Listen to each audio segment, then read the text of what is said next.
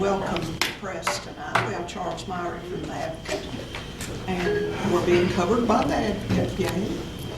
I'd like to thank those of our candidates tonight. If you feel like you need to leave early, you're more than welcome to leave.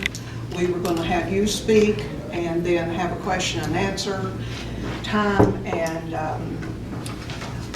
we have two candidates right now. That one is running for state representative against Jim Stewart, and one is running against Hal Rogers. We have a national and a state candidate in D.C. right now at a very important training. And Debbie's already told me they've met Bernie Sanders and Elizabeth Warren. So whether you're a fan of theirs or not, them or not, they have met some important people in Washington, D.C. Since Debbie and Scott Sykes, Debbie Payne and Scott Sykes are not going to be here tonight, I asked Scott to send us what his platform would be, and Stephanie Kingsley is going to read it, and then I'm going to read Debbie Payne's, and then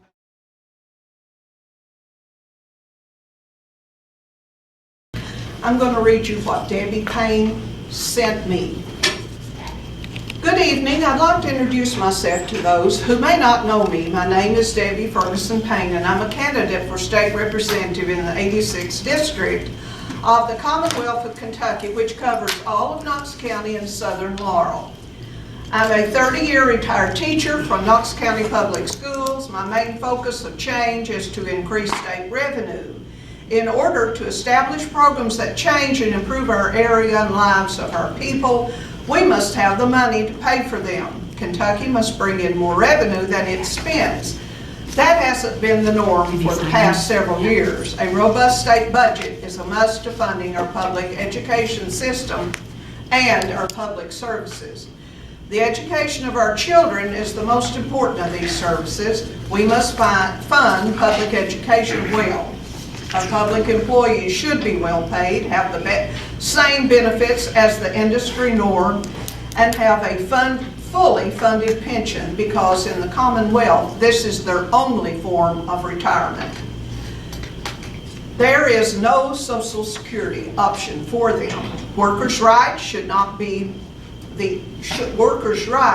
be not only protected but promoted, along with the creation of a living wage that should be set forth in Kentucky as law. Each of these goals are important to attracting quality, community-minded businesses that actively seek out areas that value education, employee, and public services. Each of these areas promotes happy, satisfied populations that create happy, satisfied employees. The best employers in our state want these qualities in the cities and counties where they locate and expand new businesses. I want Knox, Laurel, and surrounding counties to be proactive in the addiction crisis that's occurring in our area. We need residential treatment centers that offer a way out of opiate addiction before it becomes a condition that destroys the individual along with their families. Every county in Kentucky needs a residential treatment center. If elected, I will work with other state legislators and health providers in District 86 and surrounding candidates to make that happen. Any business model depends on demand. The same applies to illegal opioid and methamphetamine sales. If we can deplete the need for these substances, the supply goes away. We have more than enough laws to deal with drug dealers. Most of these laws are ineffective.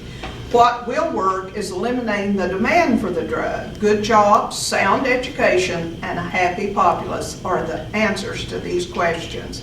I am actively seeking input from community leaders about what they think are the main concerns in our communities, along with possible solutions.